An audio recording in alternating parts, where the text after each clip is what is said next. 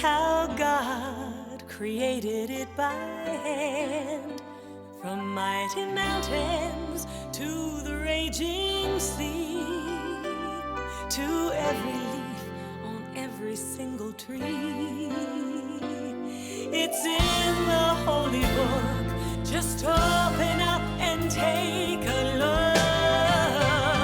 It's a story for young and old, the greatest story ever told. So lend an ear and you will hear the greatest story. The greatest story.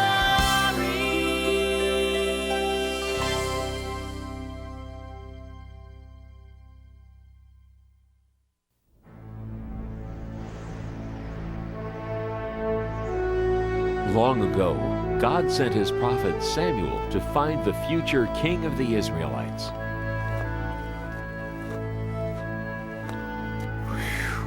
Samuel, go to Jesse's house in Bethlehem.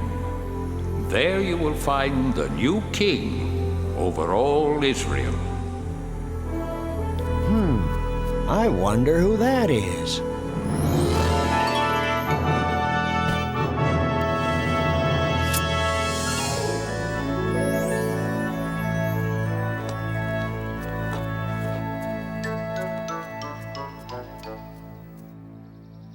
My sons, come into the house. There is a guest here to see you. Huh? Oh. David, you stay there and look after the sheep. We're going inside. Jesse, you say you have 8 sons? Yes, and they are such fine young men. Here they come. Oh!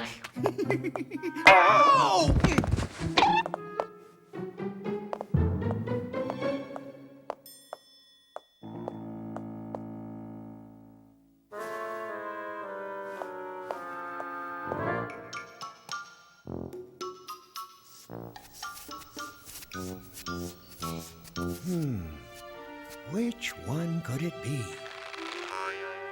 Surely this must be God's chosen one. No, Samuel, you are thinking too much about what he looks like. You must look inside. You must look at his heart.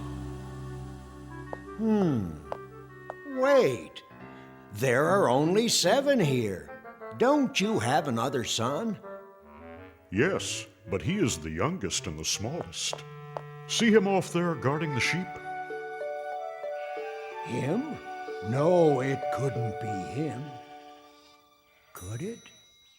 Thank you. I will leave now.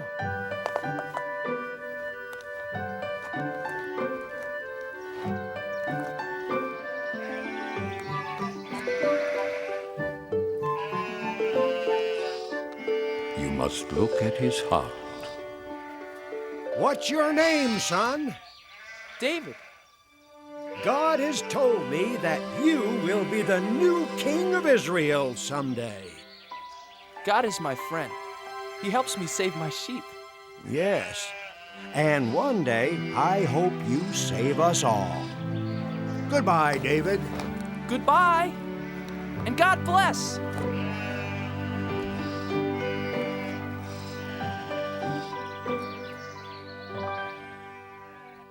David's 3 older brothers were called away. David, come over here and pray with me as I bless the men of the family for battle. To go fight for the people of Israel.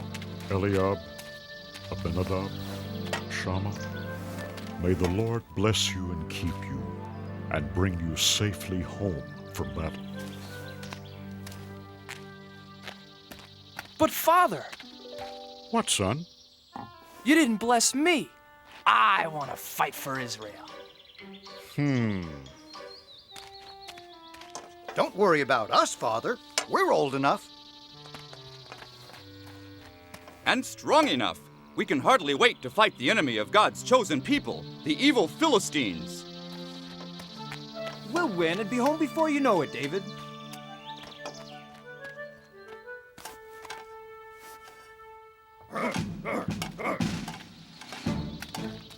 Hey, wait, everybody! Wait! Don't leave without me. Please. Please let me go, Father. I want to fight for the people of Israel, too. What's so funny? I may be small, but I'm brave. Why, just the other day, I saved our whole flock of sheep from a huge, ferocious lion. I hit him with a stone from my sling, and knocked him clean out. Want to see how good I'm getting? Whoa! No, David, not now. First, I had to sock that lion right on his nose. Bang! And then I shook that rascal by his whiskers. And then I pulled his jaws apart and rescued our little lamb. And then... I'm not afraid of those Philistines. Oh! So please, Father, please let me go fight too. Whoa! Guarding sheep isn't exactly the same as fighting the big bad Philistines, little David. Stay home, little brother. Father needs your help to watch over the sheep, and Father can watch over you. Grow up, little lamb. You may be brave enough to fight, but you're just too little.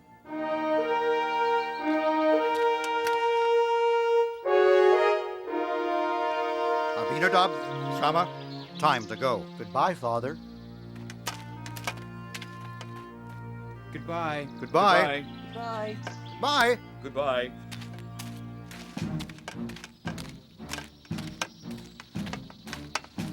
Someday I'll go to battle for the people of Israel, Father. Someday. Now the two great armies met for war in the middle of a vast valley.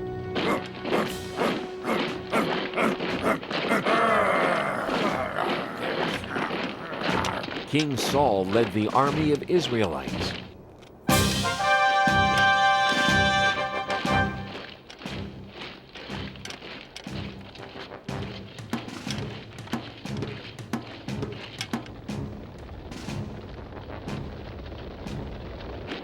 But the enemy, the Philistines, had a giant on their side.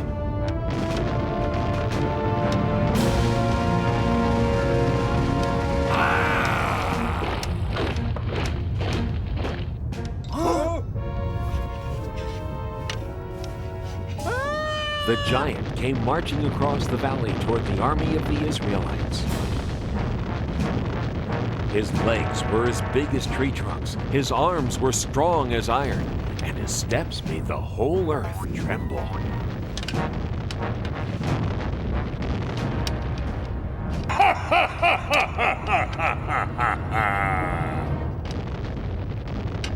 I am Goliath, the giant, and all of you are nothing but King Saul's little servants. Even if all of you fight me together, you can never beat me! So spare yourselves. I dare you, choose just one man brave enough to fight. Not me. Not me! Not me either.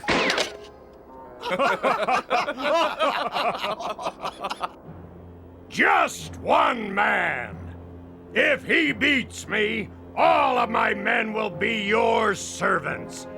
But if I slay him, all of you shall be our servants forever. Now, who is brave enough to fight a giant? Just step forward. I'll be waiting.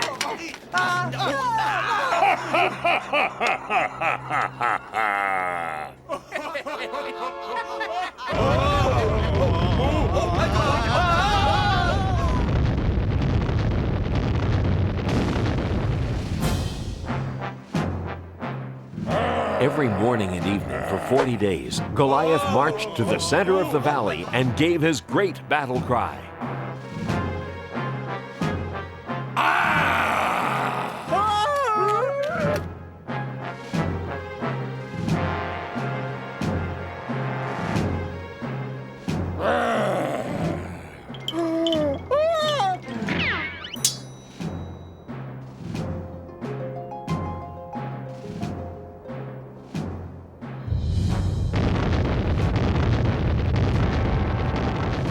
Who will fight me today? Not me. Not yesterday. Not today either. None of us are brave enough to fight a 10-foot giant. Or foolish enough. You are nothing but cowards! He said it. He's right. You bet he's right.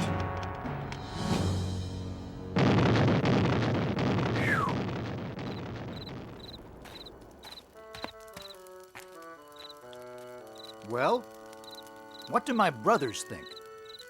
Could I?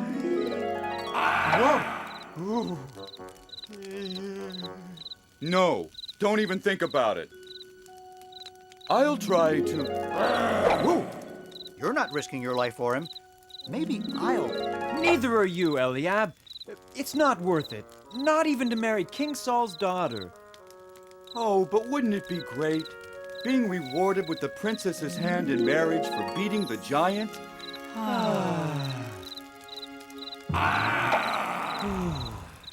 Oh, I wish this was over and we could go home to Father in Bethlehem.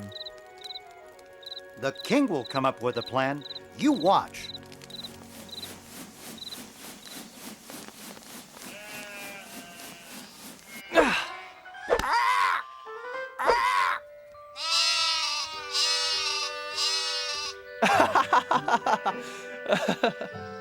Bet I can get 5 in a row.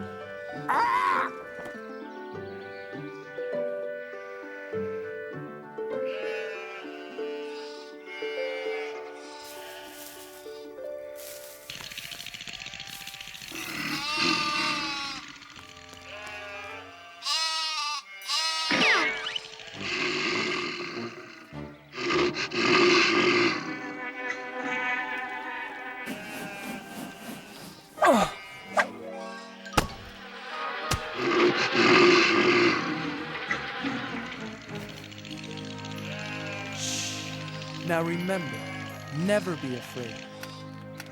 David, that was a good shot, son. Did you see that, Father? Maybe now you let me go join the army and fight with King Saul and the Israelites. No, son, I told you before. They won't take you. You're too young to be a soldier. And you've got to get some more meat on those bones of yours. But Father, I'm strong and I can run like a deer. I said no, David. Now do as I ask, and take this food to your brothers. Then hurry home to tell me how they are. Now be careful, son. I pray you will bring good news.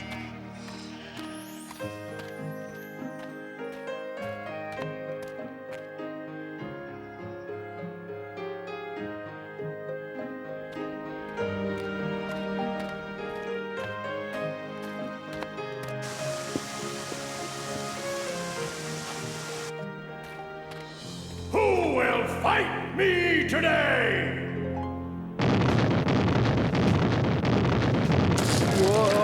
Whoa! Is there one man brave enough to fight? Are all the Israelites nothing but cowards?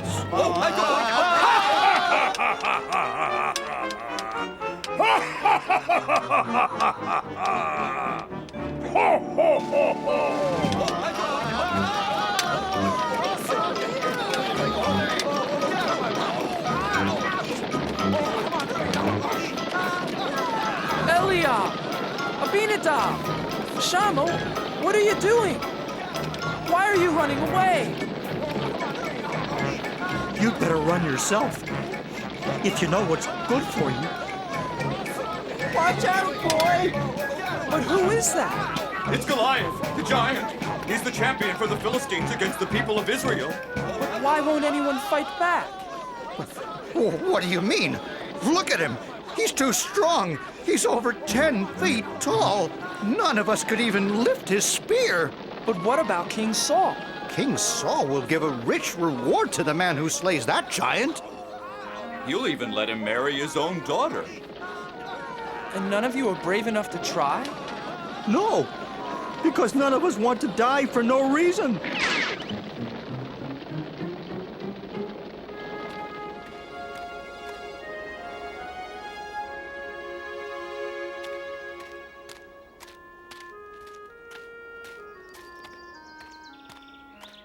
Eliab, why won't you fight?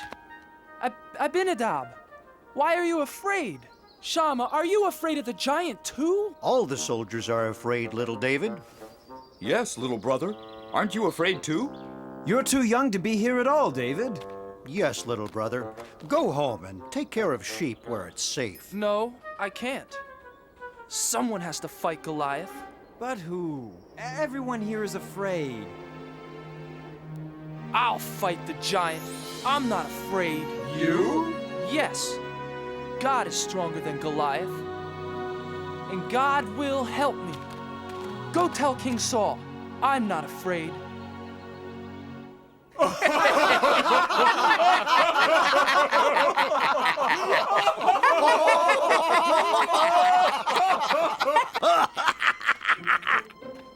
I have news for King Saul. What news? So, there's this Israelite champion who's really a young shepherd boy.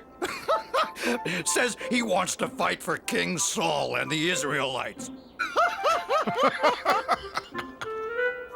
Says God will help him fight the giant. And he's never even been trained as a soldier. Well, tell the foolish lad to go home. King Saul is no use for jokes out here on the battlefield. Tell the boy. Tell the boy to come here. But sire. Joab, bring the boy here to me. Now. I wonder who he is. I wonder why he's the only one brave enough to fight the giant. He is, I understand, a giant of a man, and I am not. His spear appears to be the size of a small tree, and all I've got is a slingshot. This Philistine is large, but I know who's in charge. I have a giant of a God, you see, bigger than the trouble in front of me. And even 9 feet tall starts looking pretty small next to the giant of a God with me.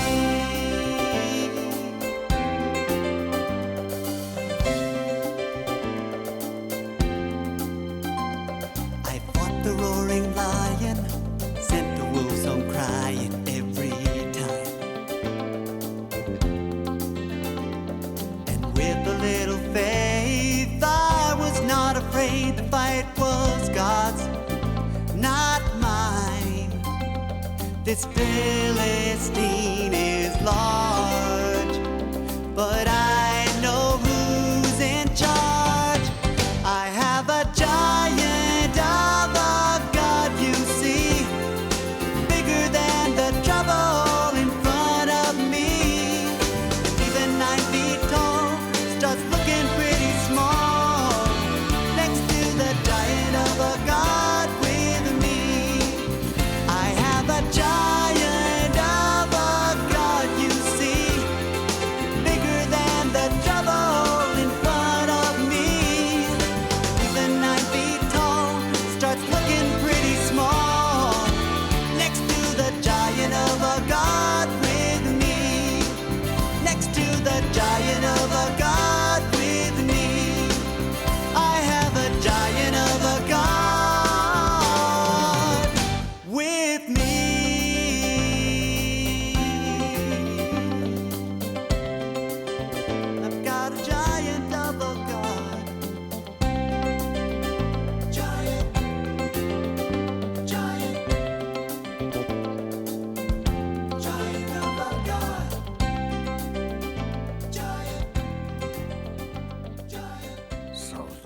the little hero?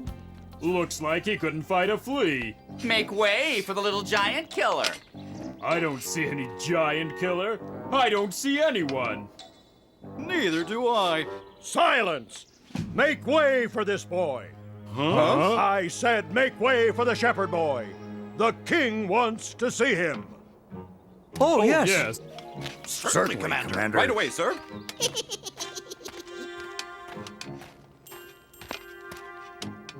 Your Majesty, I am... Silence! Let the boys speak. Please, sir, don't be afraid of the giant. With God's help, I'll fight him for you. I'll fight Goliath for you and for all of the people of Israel. But how can a boy like you fight Goliath? You can't match him in size or strength or skill, my boy. Why, you've never even been trained for battle. It's true, Your Majesty. I am young and small. But God will make me strong. If God saves my sheep, God will save me from this giant. Now let me fight the giant for you and the people of Israel. Yes, little David. And may God be with you.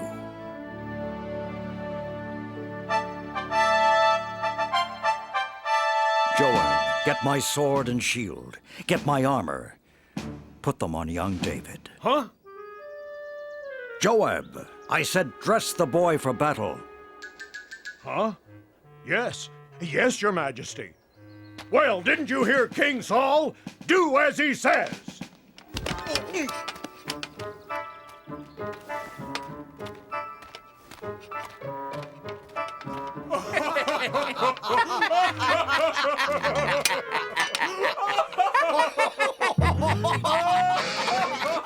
I can hardly pick up your sword, Your Majesty. And your shield is much too heavy for me.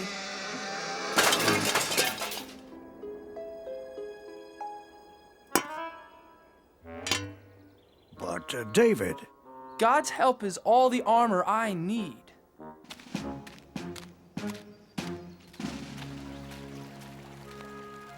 Please help me, God. Help me fight Goliath the giant for the people of Israel. Can you hear me, Goliath the giant? I am ready to fight.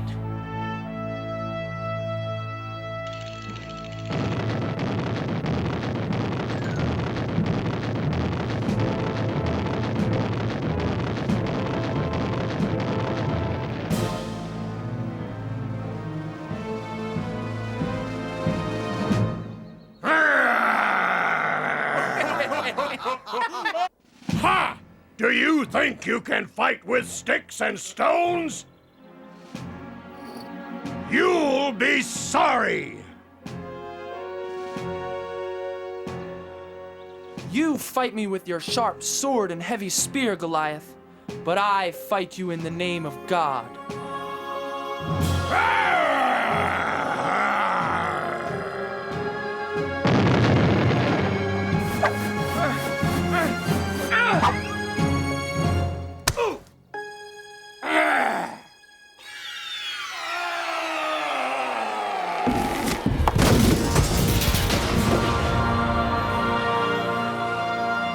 Goliath! He's dead! Hooray! Run! Run for your lives! Look at those cowards run! Yes! Get them! Come back here! And the Israelites chased the Philistines away. The boy killed the giant! Goliath is dead! Where is the boy? Joab, bring him here to me. Little brother! It is you! Our brave baby brother David. Bring the boy here to King Saul. Thank you, my son. Thank God, Your Majesty. And that is how little David beat Goliath the giant with the help of God. This was only one of the many great adventures God had planned for David. David the shepherd boy grew up to become a great king who served God. Throughout David's long and adventurous life, he always remembered the comforting words of God.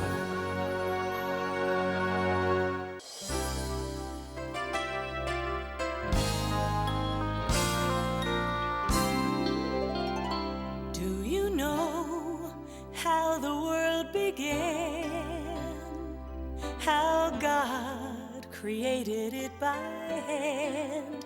From mighty mountains to the raging sea, to every leaf on every single tree. It's in the holy book. Just open up and take a look. It's a story for young and old, the greatest story ever told. So lend an ear and you will hear the greatest story. The greatest story.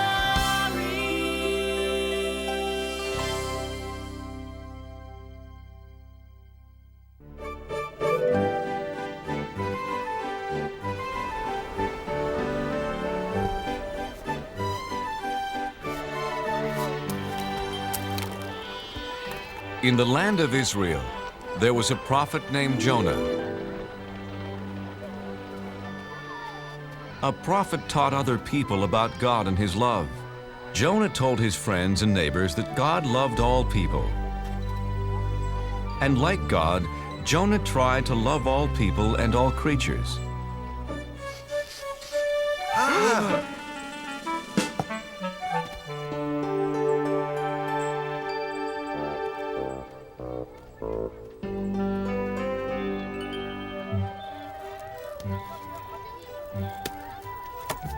Your fish looks fresh today, Ophir.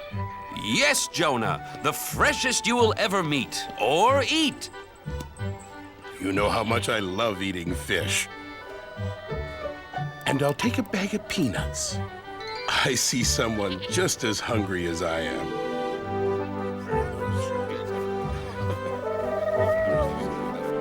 Hungry, little dove? Here, take some of mine.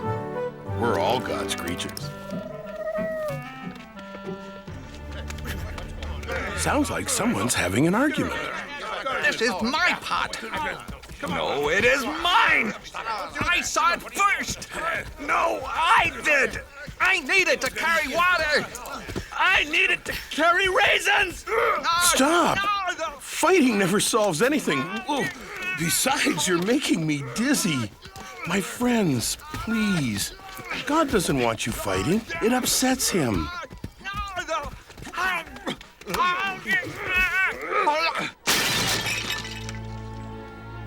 Now neither of you gets the pot. You were acting badly, just like someone from the city of Nineveh. Do you want God to think we act like the Ninevites? No! No, Jonah. Sorry, Jonah. The Ninevites are enemies of our people. I heard they stole a boat full of fish. Come on. Yes, they are thieves. Yes, they are very bad people. See what happens when you fight. From now on, we will act like Israelites and not be bad like the Ninevites. So Jonah had a very important job. He taught people about God's laws. There came a day when God had an even bigger job for Jonah.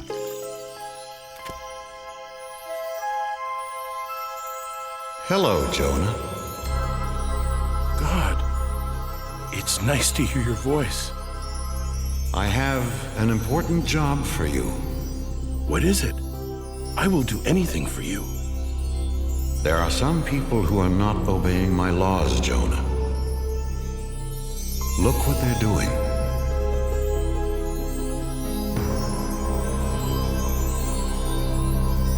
The people of Nineveh steal.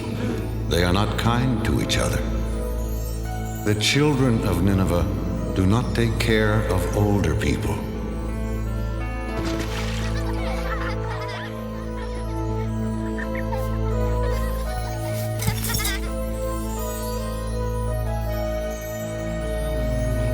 Others are lazy.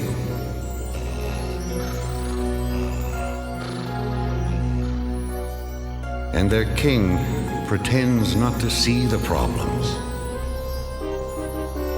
He only cares about eating all day and wearing fancy clothes. Yes, the Ninevites are bad. Send a flood or an earthquake to punish them. No, they are bad because they don't know about me. No one has taught them my laws. Jonah, your job is to go to Nineveh and tell them about me. Me? Go to Nineveh? I can't. Please give me some other job. Tell them of my love. But they are the enemies of my friends and neighbors. You must go, Jonah, right now. In 40 days, I will punish them for being bad. But if you're going to punish them, why should I go tell them about you at all? I don't understand. The Ninevites should be punished for being bad. But what if I tell them all about God and they change? Then maybe God won't punish them. I can't do something to help my enemies. Jonah was so confused, he asked his friends what he should do. You know, it's funny, Jonah. Usually, we come to you with questions. This time, I want to know what you think. How can I preach to the enemies of the Israelites? Simple. You can't. Ophir is right, Jonah. Don't go there. Don't tell them about God. You do have a problem, Jonah. If you don't preach to them, you disobey God. If you do preach to them, you'll disappoint all your friends. Nobody said being a prophet was easy, Ophir. Wait, I know. I'll just hide from God. Sure, but where can you hide from God? Why, in your store, of course. I know my plan will work, Ophir. If I hide here for 40 days, then God will punish the Ninevites and no one will be mad at me. You call this a hiding place? Here, let me help you. Ophir, you don't have to go to that much trouble. Look, if you're going to hide from God, you've got to do it right.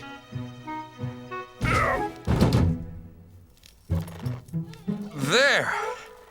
And my shop's never been cleaner. Ophir, do you have any flour for baking biscuits? Yes, in that basket. There. No!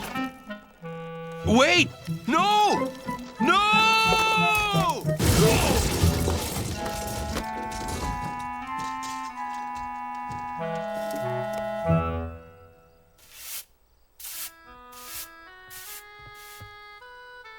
Now that everything's cleaned up, goodbye, Ophir.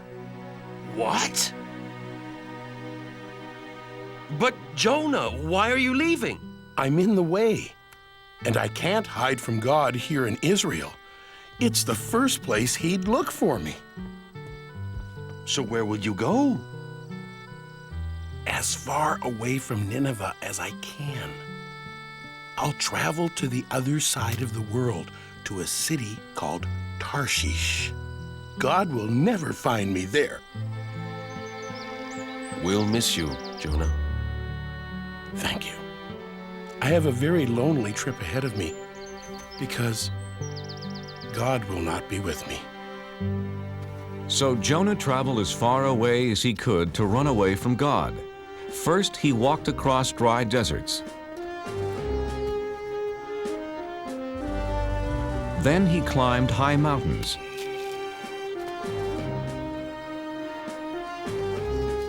He finally came to the town of Joppa and found a ship that was going to sail for Tarshish.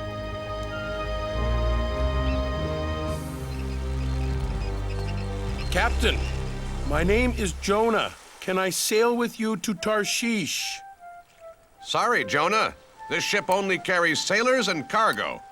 Besides, it's bad luck to bring a stranger on board, you know. The sailors on this ship weren't Israelites. They believed in many different gods. Ahoy, mate! Help me with this statue! Sure! Why not? What? Please, Captain, I must sail away with you. Why? Because I am running away from God. Why? Because he gave me a job to do and I won't do it. I must hide so he won't find me.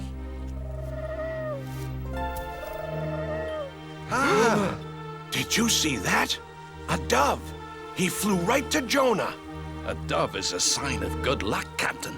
Very good luck. With Jonah on board, we will have safe passage. They're right. Welcome aboard, Jonah.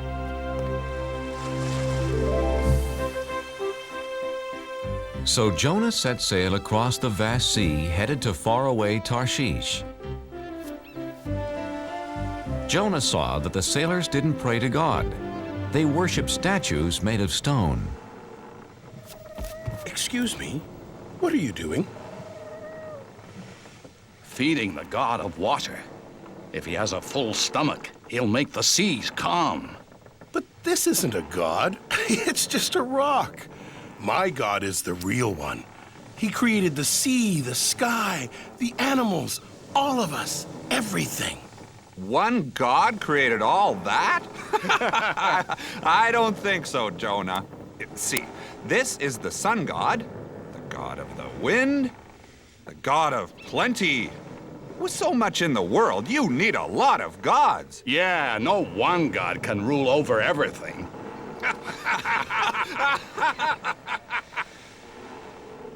Yes, God does. He is the one and only God. Well then, if he is so wonderful, why are you running away from him? He wants me to go to Nineveh and tell them about him. But they are the enemies of my people, and we'd be better off without them.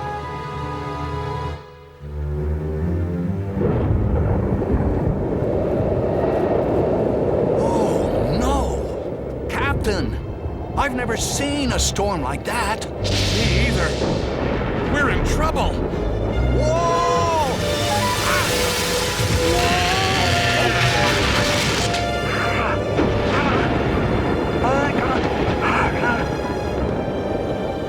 Take down the sails!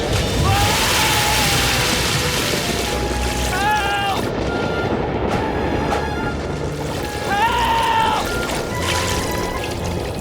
Grab our hands!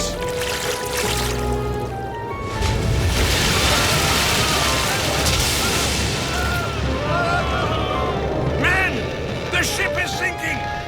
Help me toss the cargo overboard!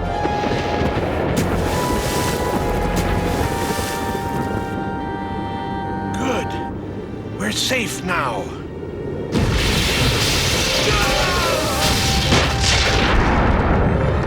No! Nothing can save our ship. Wait! What about the gods? Quick, everyone pray to the gods! The sailors prayed to their gods, but the storm just grew stronger. Someone has brought our ship bad luck. Very bad luck. We must find out who it is. Let's throw lots. Then we'll know who brought this storm. The captain and his crew, being superstitious, believed that pieces of wood and bone would tell them who brought bad luck to their ship. There! The lots point to the man who brought us bad luck. It's Jonah! Where did you come from? And who are your people? I am an Israelite, and I worship the God of heaven. I'm running away from him. And he has found you. Jonah, what can we do? How do we make the storm go away? Throw me overboard. You must save yourselves. Please, Captain. We have no choice. We must throw Jonah into the sea. His God is more powerful than any of our gods. Jonah, I'm sorry. We've done everything we could do. I know, Captain. It's not your fault. I made God angry. It's me, not you, who should be punished. God of the Israelites, we're sorry for having to throw Jonah into the sea.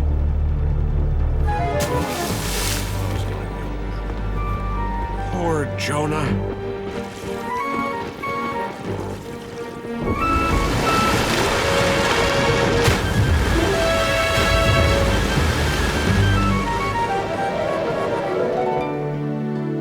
May your God forgive you, Jonah. Jonah found himself in the whale's belly. Now he was really alone. God, I'm sorry for trying to hide from you. Do you hear me, God? Jonah prayed to God for 3 days and 3 nights.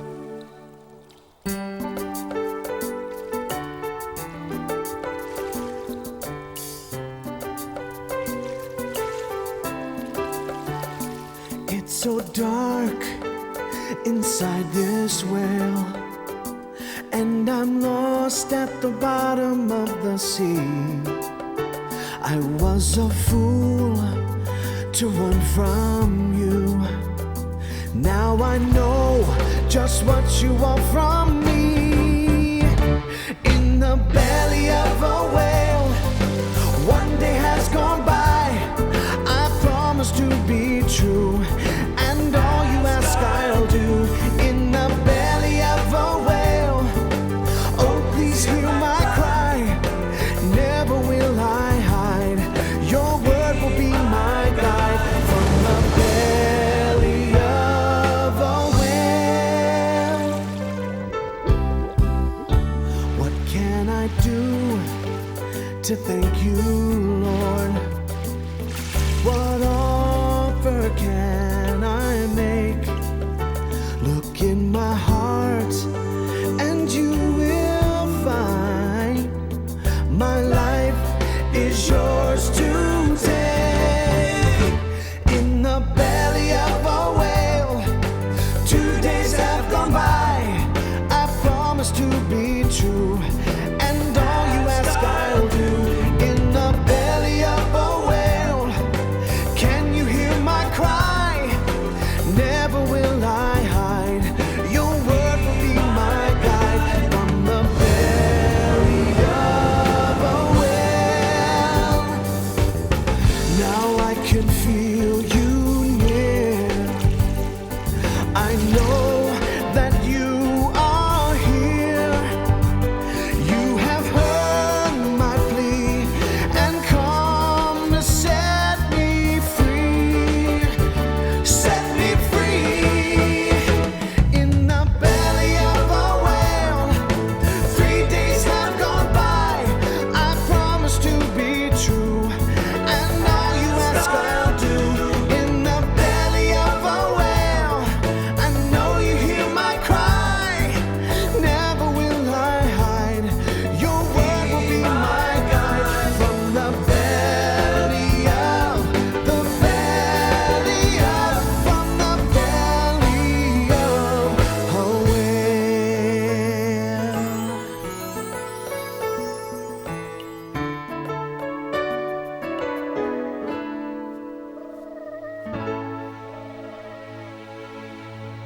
After that, Jonah was no longer alone. Hello, Jonah. Oh, God. I'm so glad that you're here with me. You tried to hide from me. Oh, yes. And I now know that was really, really wrong. Jonah, you have learned your lesson. Come on, let's get you out of here.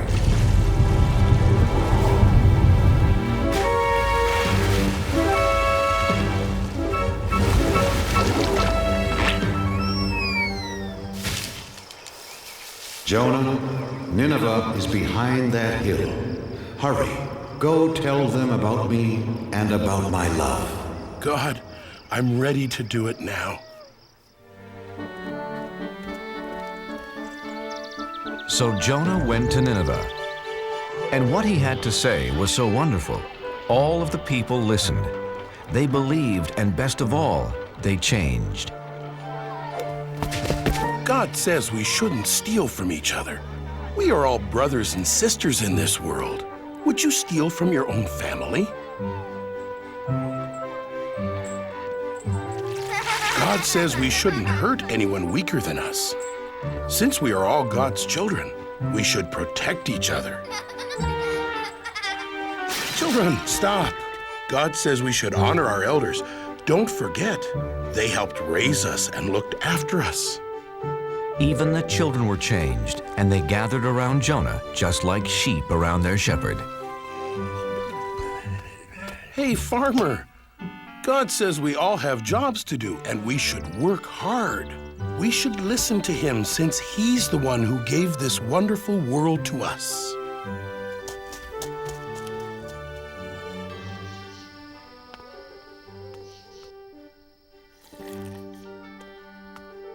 O King of the Ninevites, this is no way to lead your people. God tells us to care for one another. Ha! Why should I care what your God thinks? Because he is going to punish everyone in this city for being bad. Nineveh will be like this grape. Please believe me, King of the Ninevites. I was sent by the one and the only God. You only have a few days. I do believe you, Jonah. Then know his love and obey his laws. That's all he wants. Jonah told the king all about God's laws. My people, people of Nineveh, hear me. For 1 week, all of us must fast. No one will eat anything for 7 days, and all of us will wear rags. If we do this, we will show Jonah's God how sorry we are for acting so badly. After Jonah told the Ninevites about God and his laws, they changed their ways. Jonah then left the city. He sat on a hill above Nineveh to watch God punish them. Jonah, I'm proud of you. The Ninevites have changed their ways. But aren't you still going to punish them? I am not going to punish anyone, Jonah. But God, they are such bad people. Shouldn't they be punished? They have heard my voice through you, Jonah, and have changed their hearts. I love them as I love the Israelites, as I love all people. I was afraid of this. I saved the enemies of my people. Go home, Jonah. It will be okay. No, wait! Please, God. I am more confused than ever. Jonah didn't know what to do, where to go. He just started walking into the desert. Unfortunately, the desert was hot and he didn't have any food.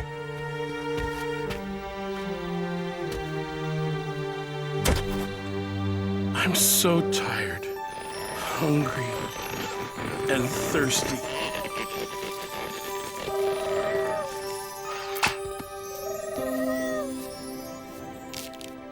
Thank you, God.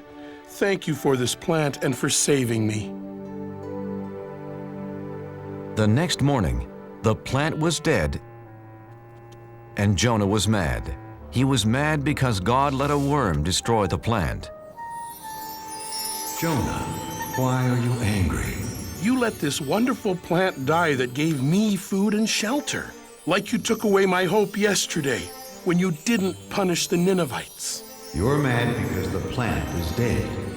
You cared more about this small plant than the whole city of Nineveh, but you didn't do anything to keep it alive. So? How do you think I'd feel if I punished all the people of Nineveh? There are men, women, and children that I made and cared for over many years. They never knew or loved me until you came. Shouldn't I still care about them? Yes. Yes, you should. Go home and tell your friends about Nineveh and the plant. So Jonah went home. I can't wait to see my friends and eat all my favorite foods. Except for one food. It's going to be a long time before I eat fish again. Jonah was accepted back by his friends, and he spent the rest of his life teaching about God's laws, and especially about God's love.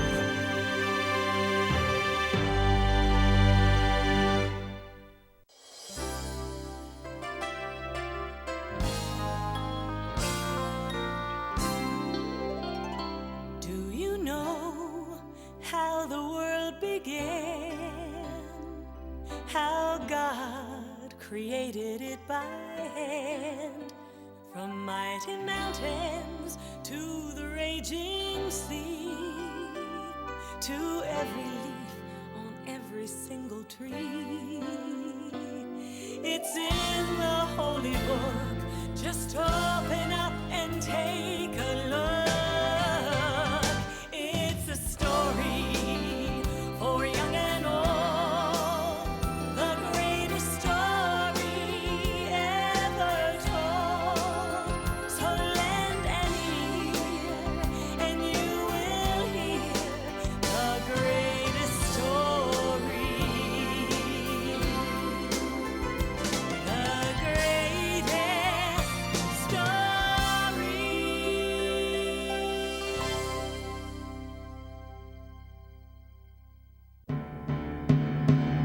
It was a very sad day when the king of Babylon surrounded Jerusalem with his army. His name was Nebuchadnezzar. Attack!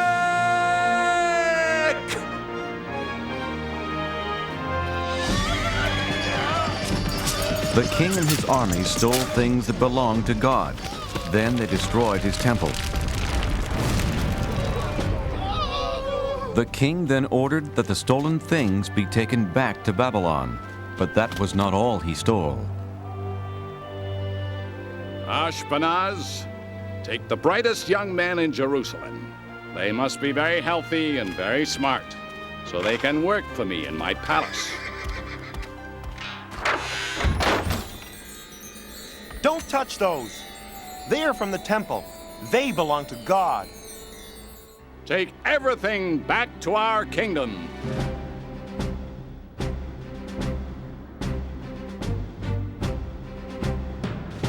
So the holy cups and plates belonging to God and Jerusalem's finest young men were carried hundreds of miles away to Babylon.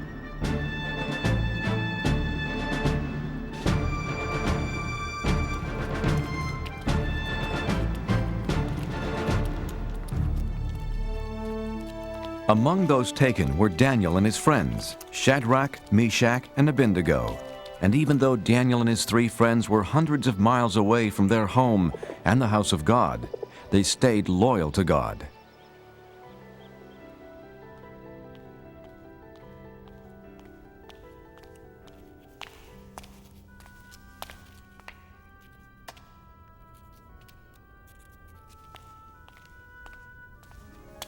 Are you studying hard?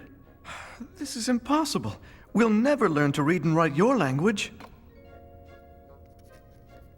God was with Daniel and his friends.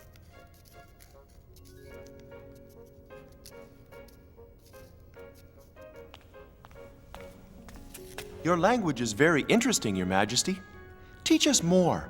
God gave them more wisdom than the other young students, and they loved him for it. In time, the king saw how the boys were 10 times smarter than all the wizards, magicians, and wise men in Babylon. And God gave Daniel something special, the ability to know and understand dreams.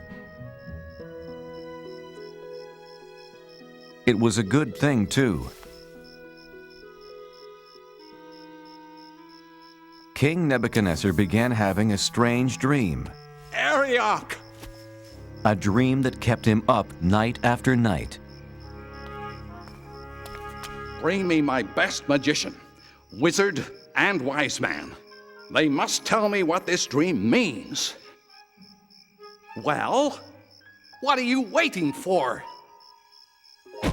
On my way, O king. Sleep, sleep. I've got to get my sleep.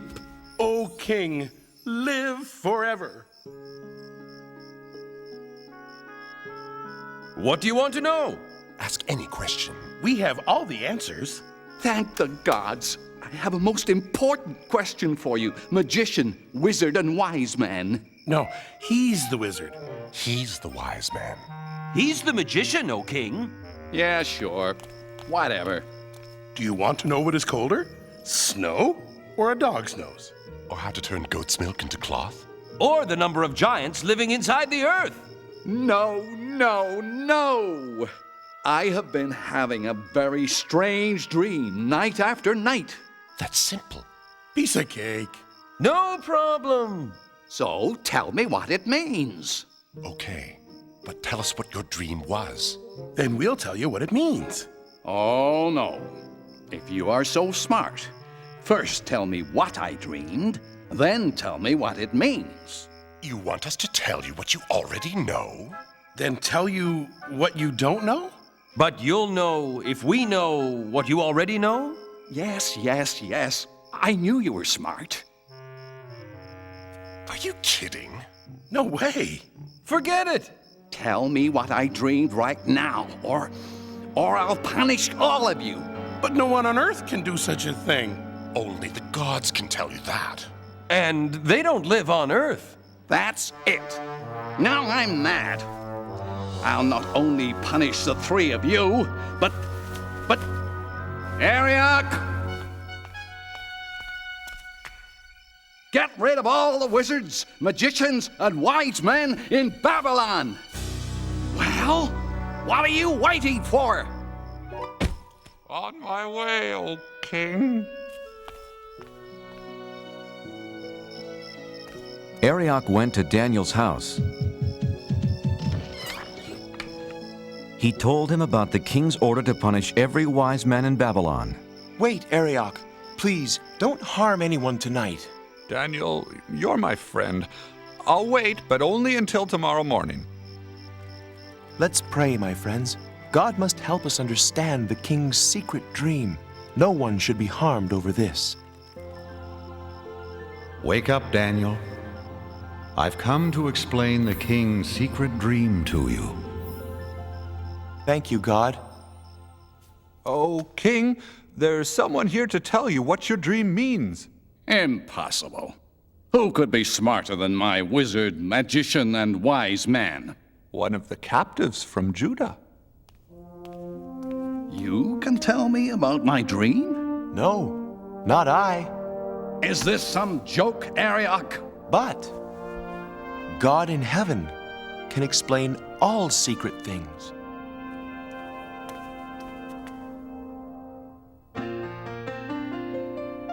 Oh, I know what your dream means. I know what your dream means. God has told me to pass the word about what I've seen and what I've heard. It's a simple message, sir, with a truly holy theme. Oh, I know what your dream means.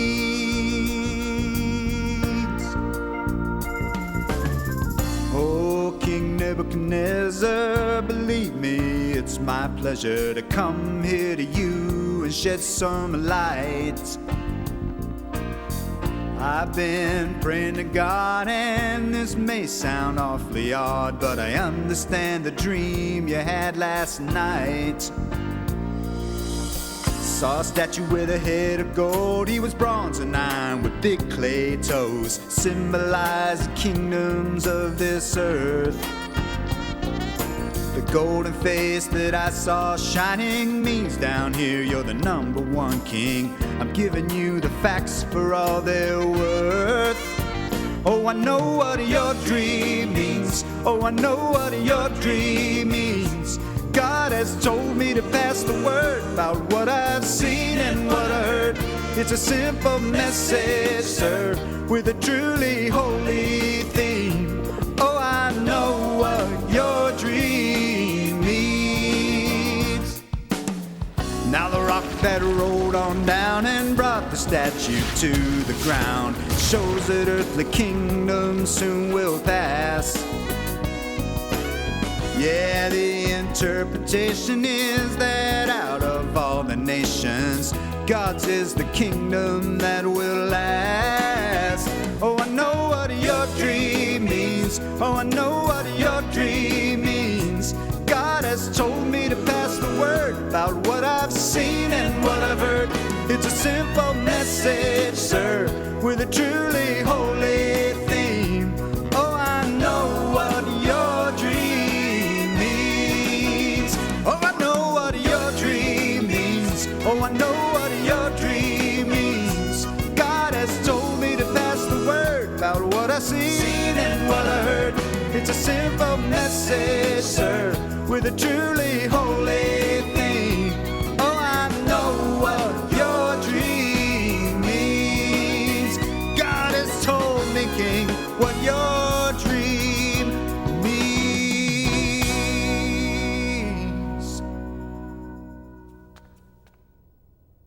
Exactly right.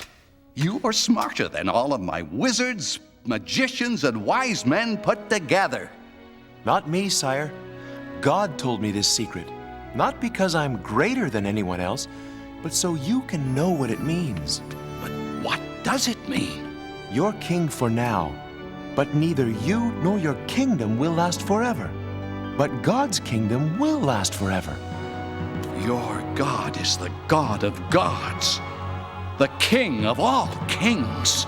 Your God tells people things they can't possibly know. You deserve a reward. From this moment on, you will rule over Babylon for me and be in charge of all my wise men. O king, I beg you, do not punish them. Of course, anything you ask. What was your name again? Daniel. If I am to rule, I need help. I have 3 wise friends. Make Shadrach, Meshach, and Abednego leaders of Babylon as well. It shall be done, Daniel. Many years passed, and after King Nebuchadnezzar left the throne, his son Belshazzar became king. Daniel stayed in Babylon, and every day, 3 times a day, he faced Jerusalem and prayed to God.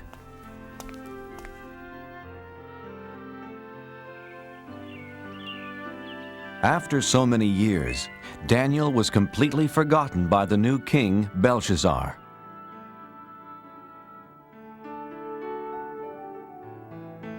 One night, King Belshazzar had a big party. The foolish king used cups and plates stolen from the house of God.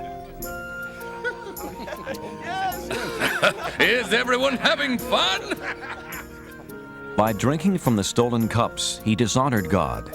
He only believed in false gods made from gold, silver, bronze, iron, wood, and stone. Well, let us thank the gods for this wonderful party.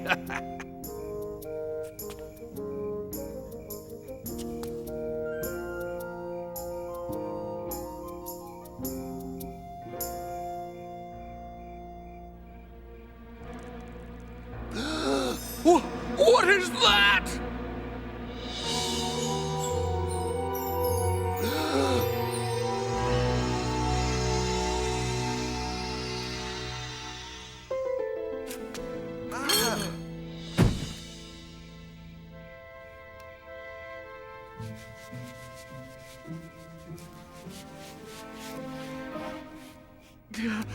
Wizards, magicians, wise men, come here, quickly! What does it say?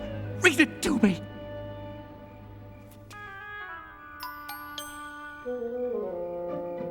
Many, meany, tickle person. Many, meany, tickle person. Tell you what, anyone who can read those words gets a gold chain. Eeny, meeny, tackle, parsnip. Eeny, meeny, tackle, parsnip. Eeny, meeny, tackle, parsnip. How about this? A fine purple robe fit for a king. I'll even make you 3rd highest ruler in my kingdom. Impossible. Infeasible. Inconceivable. Is there no one in my kingdom who can read these strange words? I know of someone, my son. Tell me, Mother, who is it? In the days of your father, this man had wisdom like the gods. Call for Daniel. Are you Daniel? The one who believes in the God who created heaven and earth? Look, the gold chain, the purple robe, and 3rd highest ruler in the kingdom. Everything is yours if you can read these words. King Belshazzar, keep your gifts, or give them to someone else. Oh, then you can't read it either. But I can. And I will tell you what it says. Your father was so proud and stubborn he lost his kingdom. God rules over everything on earth, and he decides who will be king. You know all this, but you aren't sorry for the terrible things you've done.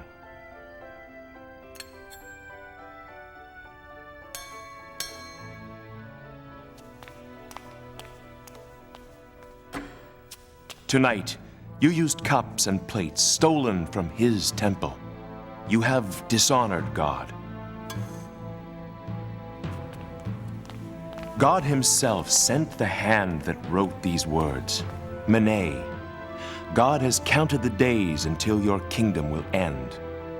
Tikal, you are not good enough to be king any longer. Upharsin, your kingdom will be given to some other people. Daniel, I know you speak the truth. King Belshazzar kept his promise and gave Daniel the purple robes and golden chain and made him the third highest ruler in the land. What Daniel said did come true that very night.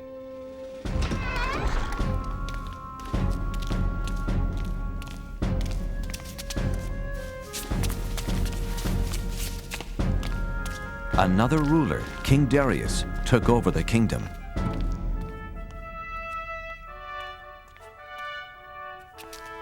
The new king picked 3 men to rule the kingdom, and since God had made Daniel very wise, Daniel was one of the 3.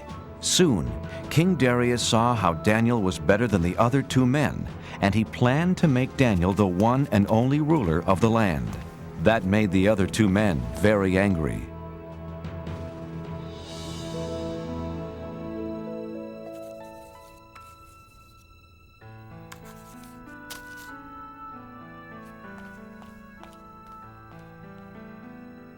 The 2 mean wise men wanted to make Daniel look bad.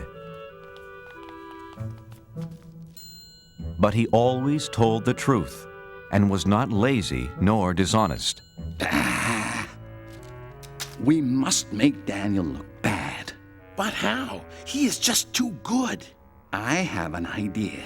Daniel really, really believes in his God. We will use that against him.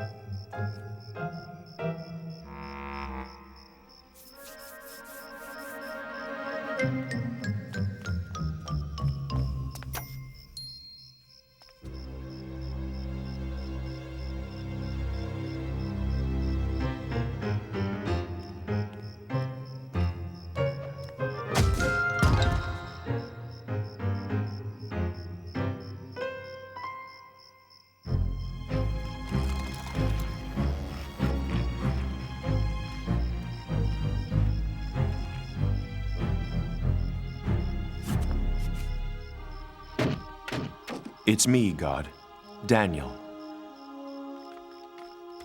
I was right. Daniel faces Jerusalem and prays to his God 3 times a day. This plan will work. I can't wait to tell the king. Hey, it's my plan. I'll tell the king. Not if I get to him first. Why, you...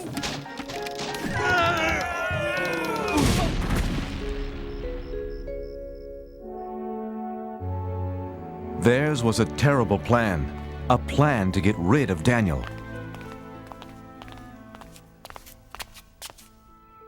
Oh, King Darius, you have many enemies. And we know how to find them.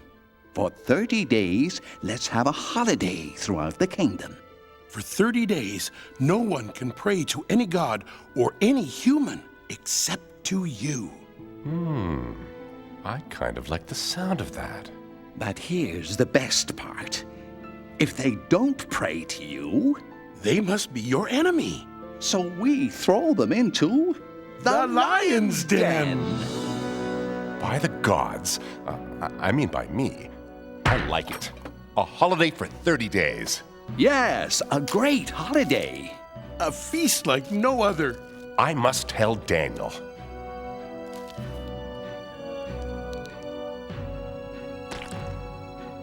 It's a wonderful new law. Daniel heard about the new law, but he was still loyal to God. He's breaking the king's new law. My plan worked. Daniel is praying to his God. Let's throw him into the lion's den. Wait, it wasn't your plan. It was my plan. Was not. I'm much wiser than you.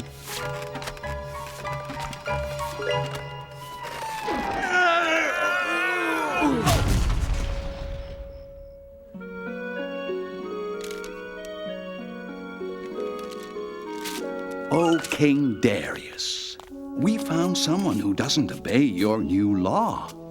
Unbelievable! Who is this terrible person? He is the Israelite, Daniel. No, not him. He prays 3 times a day to his God, just as he did before you made the law. Shall it be 2 lions or 3? I can't hurt Daniel. He's a trusted advisor and, more importantly, my friend. But King Darius, as you know... The law says no law given by the king can be changed. Yeah, that's right. That's right. All right. Take Daniel to the lion's den. My dear friend. What have I done?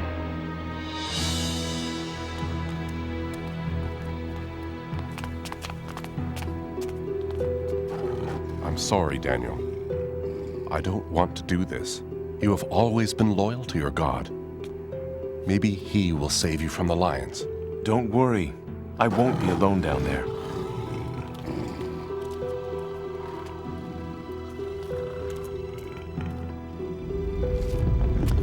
So that no one would move the stone and let Daniel out of the den, King Darius sealed the opening with his royal seal.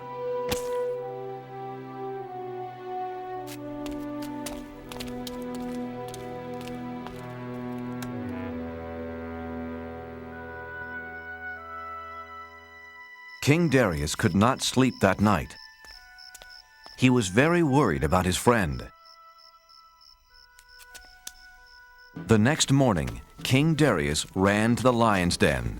Oh, Daniel, has your God kept you safe? Open the lion's den!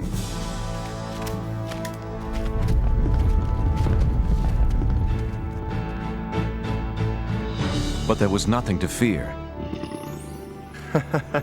You're up early, King Darius. Daniel was safe and sound.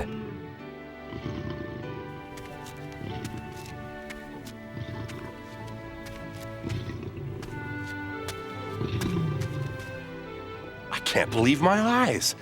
You're okay. When the lions attacked, God saved me. He sent an angel to close their mouths. The lions didn't hurt me.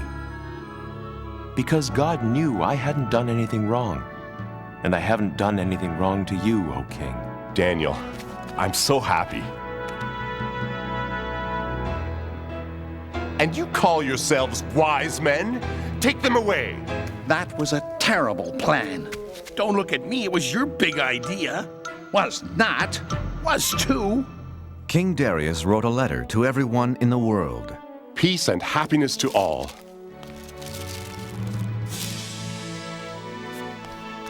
From now on, all of you will respect the God of Daniel. He is greater than any other God because he uses miracles to rescue and save people.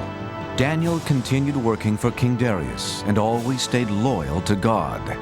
And God blessed him for the rest of his life.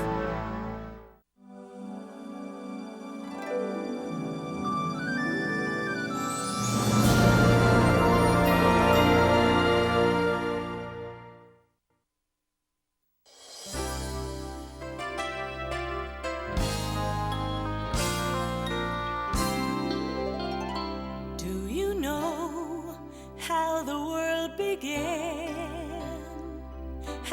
God created it by hand. From mighty mountains to the raging sea, to every leaf on every single tree. It's in the holy book. Just open up and take a look. It's a story for young and old, the greatest story ever told. So lend an ear and you will hear the greatest story. The greatest story.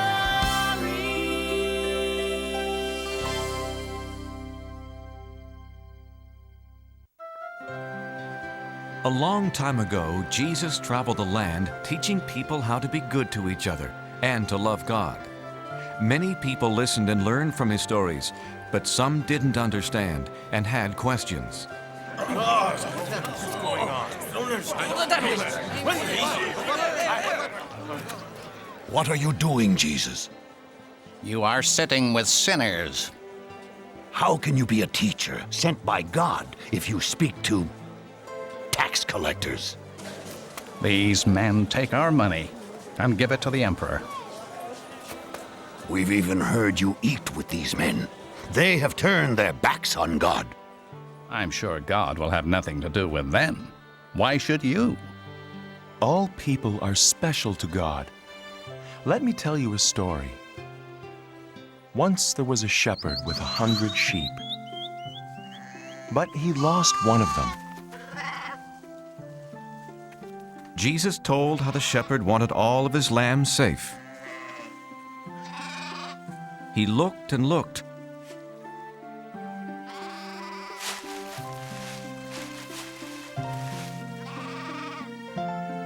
Until one day,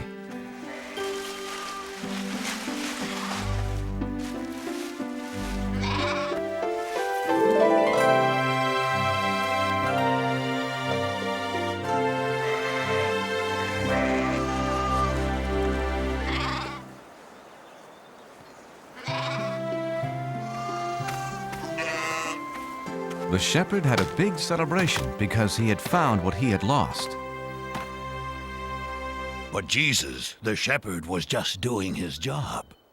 There's more joy in heaven over someone who is lost and then found, who changes his life for God, than over 99 people who don't need to change. Jesus then told about a woman who had 10 silver coins.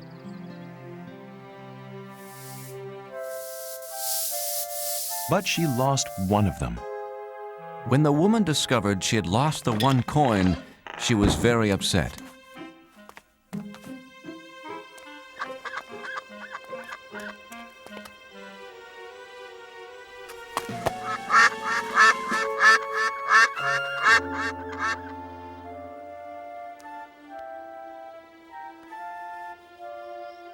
She spent the whole night looking for her lost coin.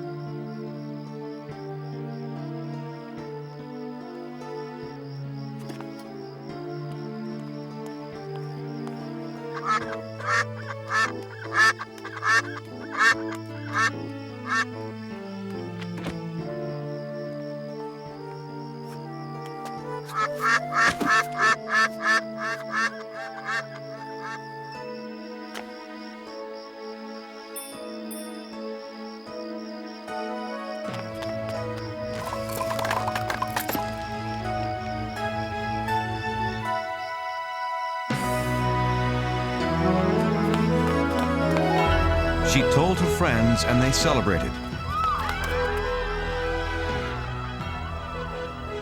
Because she had found what she had lost. That's the way God feels about people. In heaven, the angels sing whenever a person says he or she believes in God and wants to live a better life. But Jesus, in your stories, the shepherd and the poor woman lost valuable things. And all sinners, especially tax collectors, are worthless, bad people. There's another story.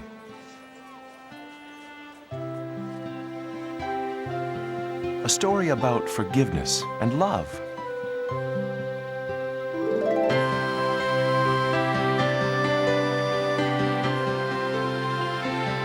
There was once a man who was both a wealthy farmer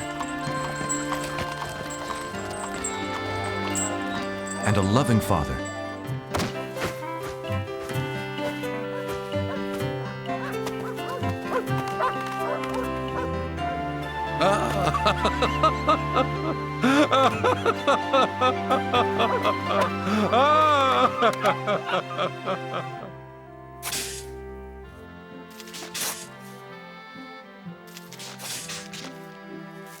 The father tried to teach them how to take care of things.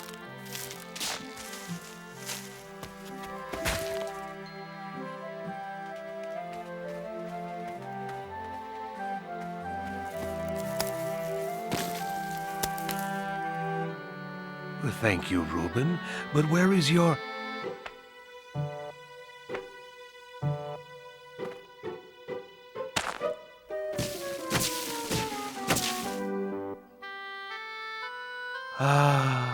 Benjamin. Even though his sons were very different, he loved them both the same. The father hoped they would grow up to be hard-working farmers.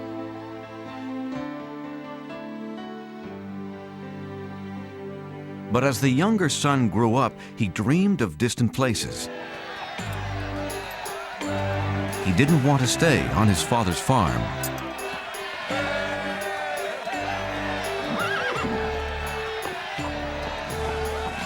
The son decided to leave his home the very next day.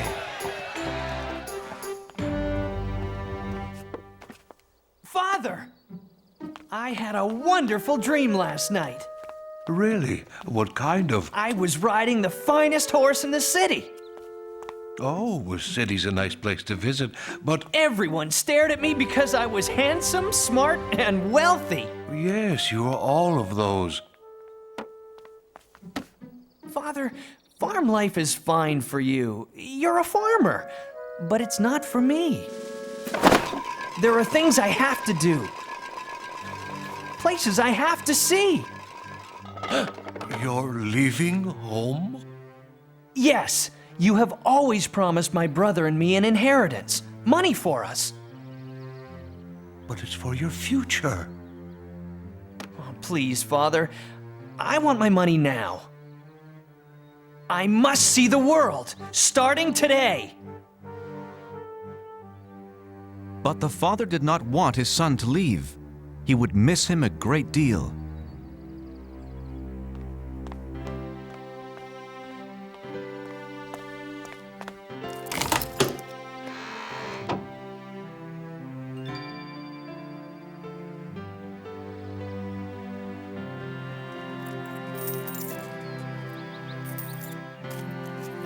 Oh, thank you, Father.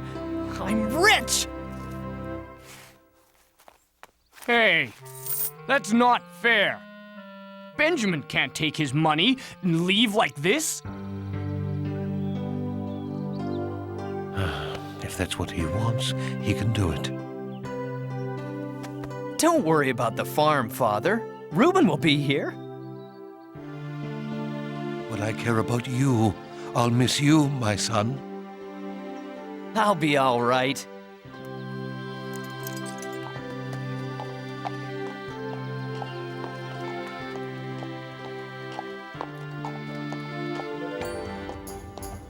I'm going to see the world.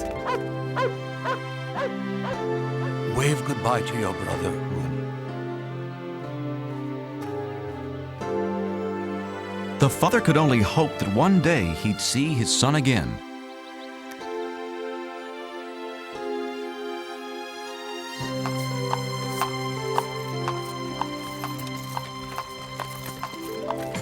No more dirty hands, no more backaches, and no more work.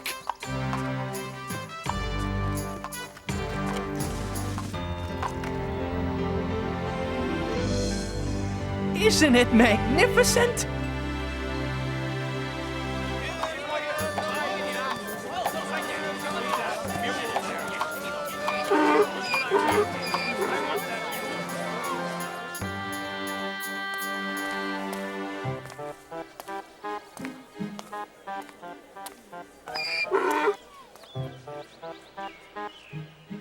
It was the son's first time out in the world, and he wanted to buy everything he saw.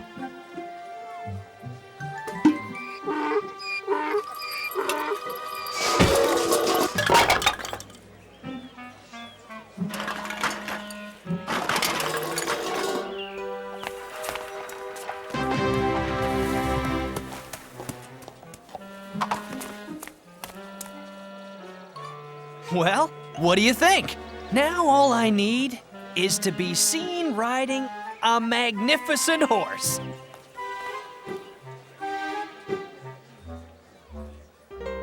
$37, $38, $39, $40. You have bought the finest horse in my stable.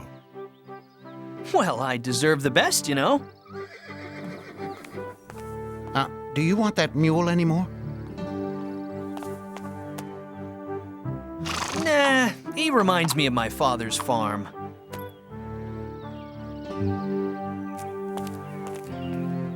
None of my horses are worth 40 coins. Why, this mule is worth twice that much.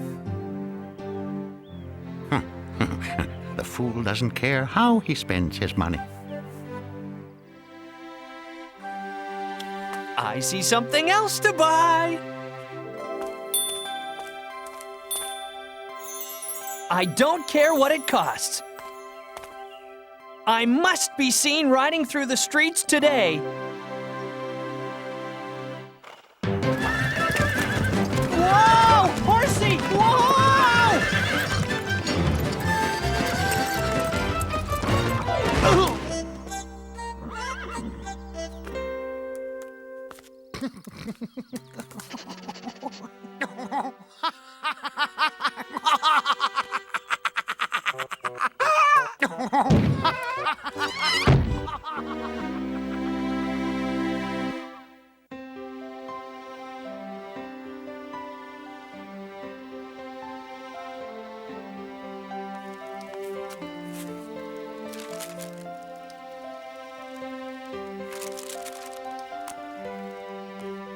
Father, I've listed all of our animals.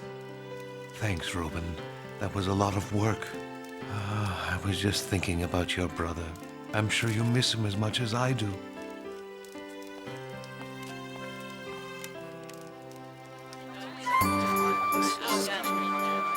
The son was still spending money.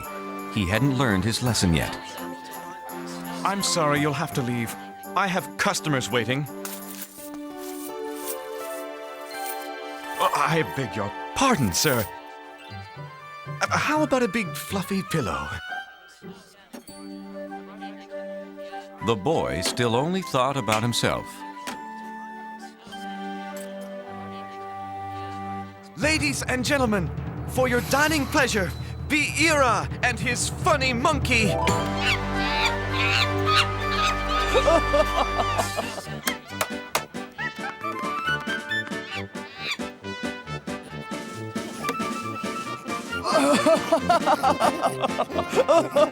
I must have that monkey.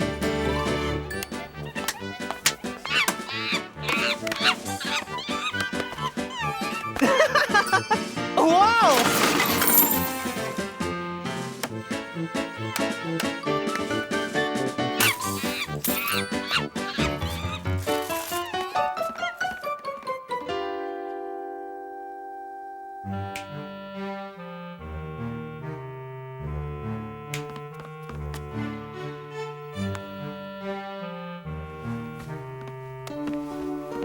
Excuse me, sir, but you have stayed here for a week.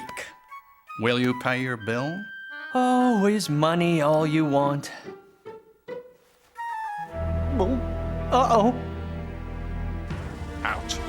Get out of my inn.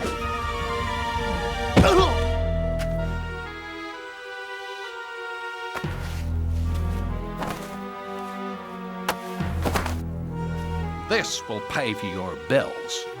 Benjamin was now alone and very hungry. Well, what am I going to do? For the first time in his life, the son had to beg for food.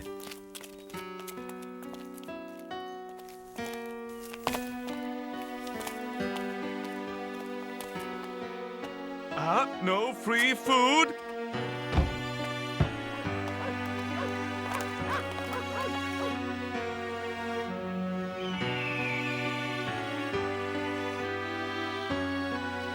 The boy was so hungry, he needed to find work, any work.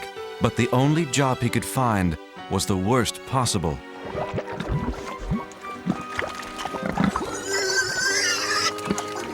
Watch it! Don't make, well, pigs of yourselves.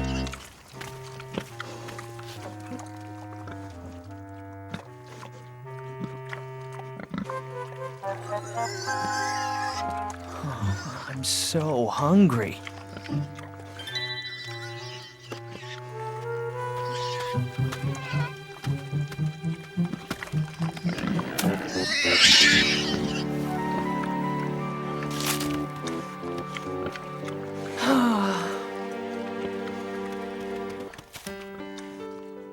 Thanks, little pig.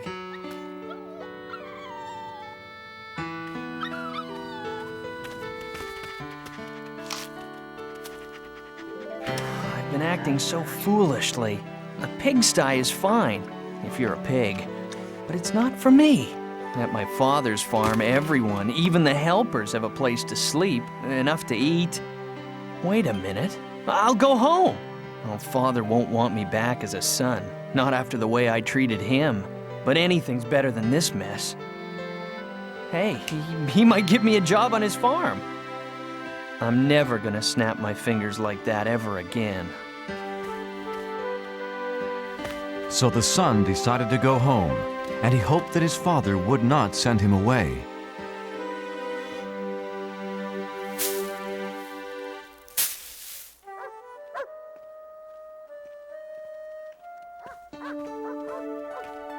Thank God, he's come back. Sir, your son is coming home. Benjamin? My son is back?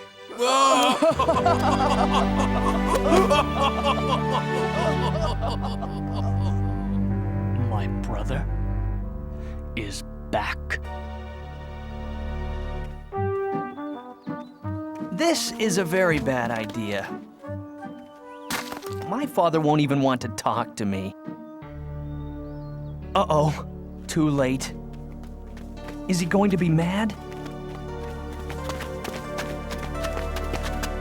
Father, I'm sorry for leaving, and now I only ask to work in your fields. I shouldn't even be called your son anymore. Oh, welcome. Oh, welcome home. I'm so happy you're safe. What? Let's have a big party. Father? I don't understand. Send for food, lots of food, and get some musicians. My son has returned home.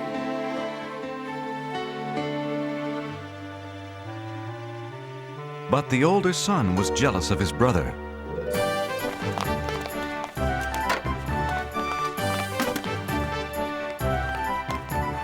Whoa! Out of my way.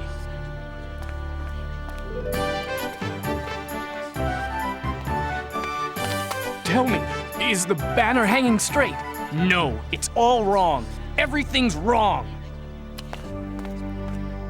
The father welcomed his lost son back home.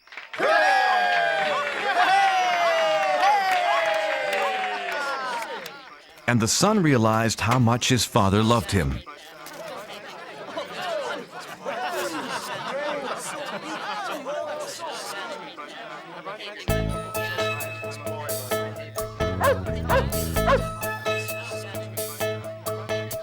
Spent my money, lost my way. Left my house when I had it made. Just a slave to a broken heart till I found my father's open arms. Feels so good to be home again. No more roaming the world like the wind. I won't go back to where I've been. Feels so good to be home again. Feels so good to be home again. My boy is back, yes, it's true. Set the table, prepare the food. Watch me dance, bless this day. So good to know he's home to stay. My lost son is home again. No more roaming the world like the wind. I don't care where he's been. My lost son is here again. My lost son is home again.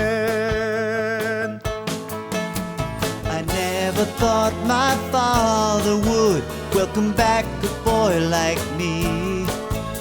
Now I can hardly believe the celebration feast. My lost son is home again. No more roaming the world like the wind.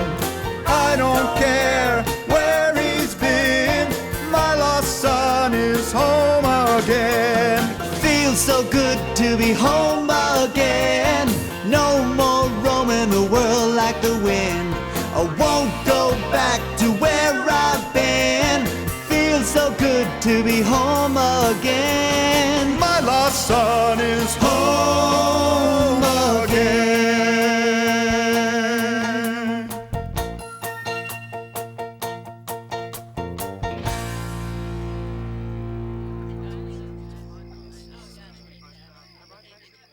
Where's Reuben? We can't celebrate without him.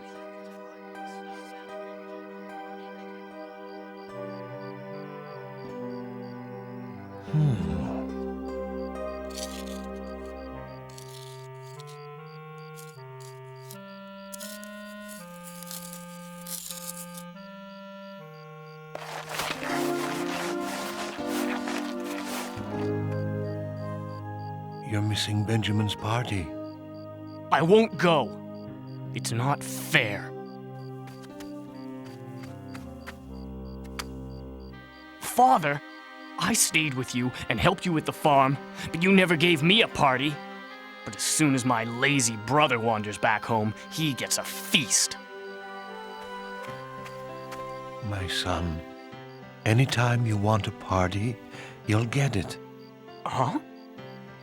I love you with all my heart, but today is something special. Your brother has returned. Like the tree we planted when you both were little. In the winter, it's empty and you might think it's dead, but in the spring, it comes back to life.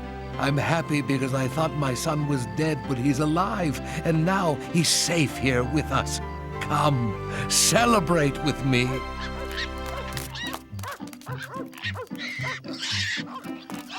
No!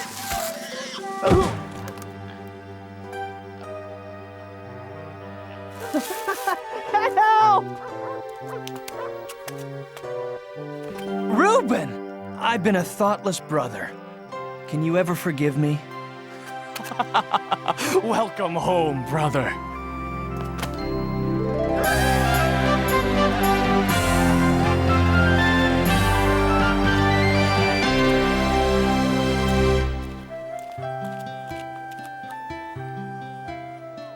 The Father is like God.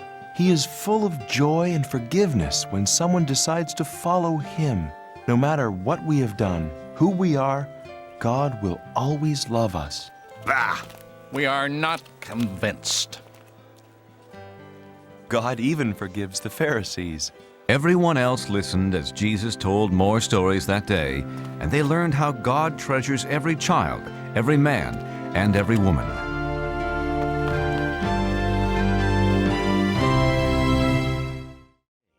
God separated the water from the dry land.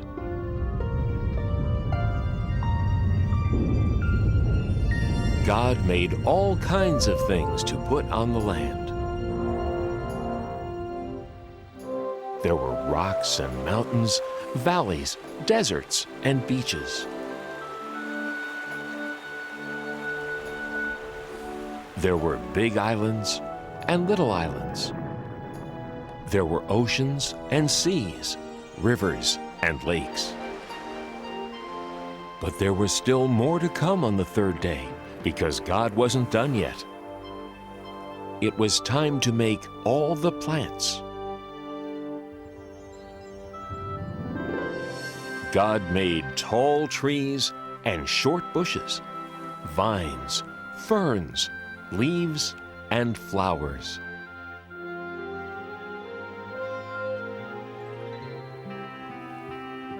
God gave all the flowers a different size, color, shape, and smell.